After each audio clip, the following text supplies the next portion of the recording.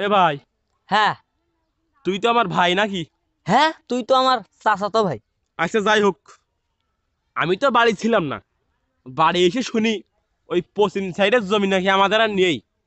আমি যতদূর জানি পশ্চিম সাইডের জমি আমাদের, আর পূর্ব সাইডের জমি তোদের। এখন কেমনে কি? আসলে ভাই তুই ঠিক শুনেছিস। ওই তোর আব্বা যখন অসুস্থ হয়ে গেল তখন আমার কাছ থেকে 50,000 টাকা নে ওই একটা টিপ মারিল। মারলি এখন আমি ওই রেস্ট্রিকুন নিয়েছি, জায়গা জমি সব আমার নামে। এখন তুই যদি চাই যে জমি ফিরাই নিবি তো আমার 1.5 লাখ টাকা দেওয়া লাগবে। বুঝতে পারিস? ভাই, হ্যাঁ। আব্বা যখন বেঁচে ছিল তখন আব্বার অনেক টাকা ঋণ ছিল।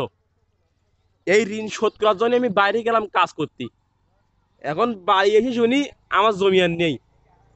তার ঋণ আমি শোধ করেছি, আমার কাছে তো 1 টাকাও নেই। এখন তুই যদি আমার কাছে এতগুলো টাকা চাইস, আমি কোন জায়গা থেকে দেবো এই টাকা? তাছাড়া জায়গা জমি তো সব আমার, আমি তোরই বা টাকা দেবো কেন? এ ভাই শোন, জায়গা জমি তোদের ছিল, কিন্তু তোর আব্বা যখন অসুস্থ ছিল তখন তো আমার কাছে টাকা নেছে নেইনি। তাহলে আমার জমি তখন তো আমি টিপ নিয়ে নিছি, এখন আমার নামে রেজিস্ট্রি আছে। শোন ভাই, আমার তো কিছু করার নেই, কারণ আমার বাপ তো এখন বাঁচি আছে। তুই আমার বাপের ওই জায়গায় যা, দেখ কি করে। ঠিক আছে ভাই, আমার বাপ তো বেঁচে নেই, তোর বাপ তো বেঁচে আছে। আর তাছাড়া চাচা তো বাপের সমান, দেখি চাচা কে করে। তুই যা। যা তালি।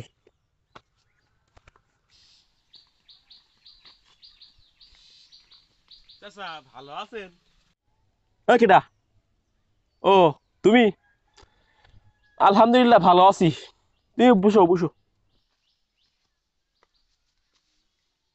চাচা, ওই আসার পথে ভাইয়ের সাথে দেখা হইল। এখন ভাই বলতে চাচ্ছে আব্বা যে জমিটা আমার নামে দিয়ে গেল, ওই জমিটারে এখন ভাইয়ের নামে। হ্যাঁ, ও তো ঠিকই কইছে। আমি যতদূর জানি আপ- আপনাকে জমি এই পূর্ব পাশেরটা, আর আমার জমি পশ্চিম পাশেরটা। এখন আপনার কাছে আইছি, আপনি কি বলতেছেন?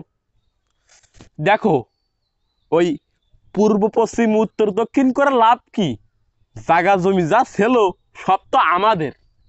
তুমি তো আমার ভাইয়ের ছেলে, তোমার আমি ফেলবো না।